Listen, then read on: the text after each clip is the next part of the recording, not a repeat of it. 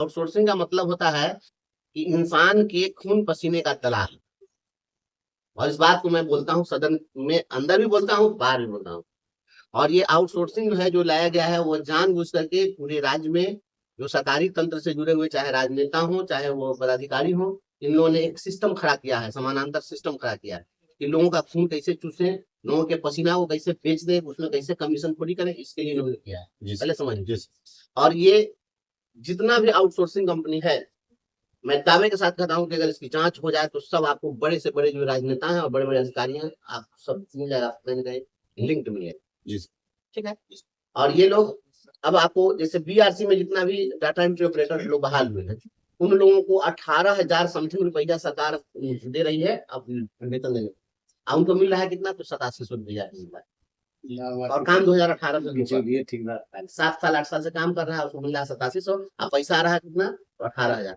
तो ये बीच का जो पैसा है ये कहाँ जा रहा है? जीएसटी के नाम पर इंसान के पसीने पर भी जीएसटी लगाया जा रहा है। ये सबसे बड़ी बात है।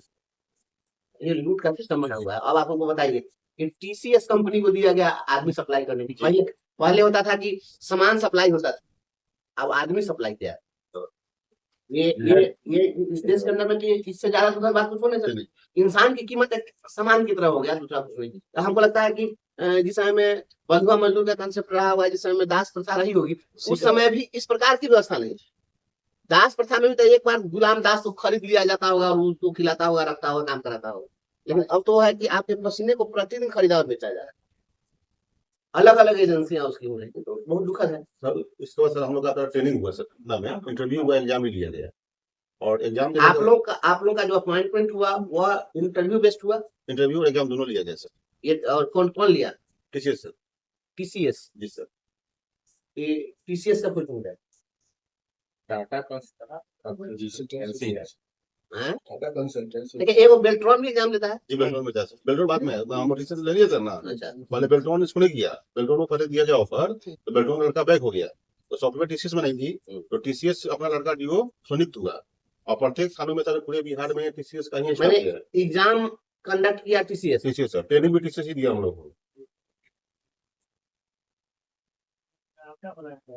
बहाली के भी पैसा भी लिया हो? हाँ नहीं, बाद के लिए पैसा हम लोग नहीं लिया गया, मतलब लेकिन टीसीएस जो हम लोग को जानकारी है, अगर है तो बताइए। चलिए, टीसीएस ने आपको एग्जाम लिया, आपको ट्रेनिंग भी दिया और टेक्निकल अपॉइंट हुई।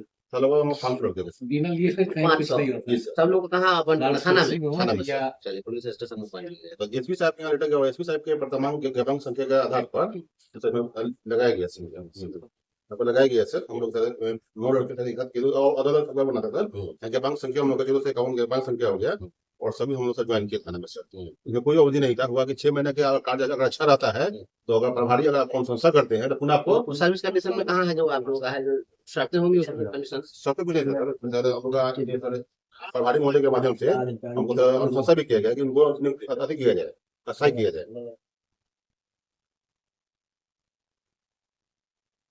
ठीक है, आपका जो अपॉइंटमेंट हुआ किस टर्म कंडीशन पर अपॉइंटमेंट हुआ था कि 6 महीना आप लोग का रहेगा, और 6 महीना जैसे कार्य अच्छा रहेगा उसको पुनः फिर आगे कर दिया जाएगा। उसका फिर 2 महीना किया गया, उसका सबको बिना कोई सूचना के उनको हटा दिया गया। ऐसे संविदा कर्मी जो है पूरे राज्य में, हम समझते हैं कि सभी विभाग को अगर मिला दें हम लोग, तो ऐसे संविदा कर्मियों की संख्या 5 लाख से कम नहीं। सारा विभाग ये हथेली को उठा करके नौजवान चल रहा है। किसान सलाहकार के बारे में सरकार कहती है कि हमारे कर्मचारी नहीं होते, ये उन्नत किसान।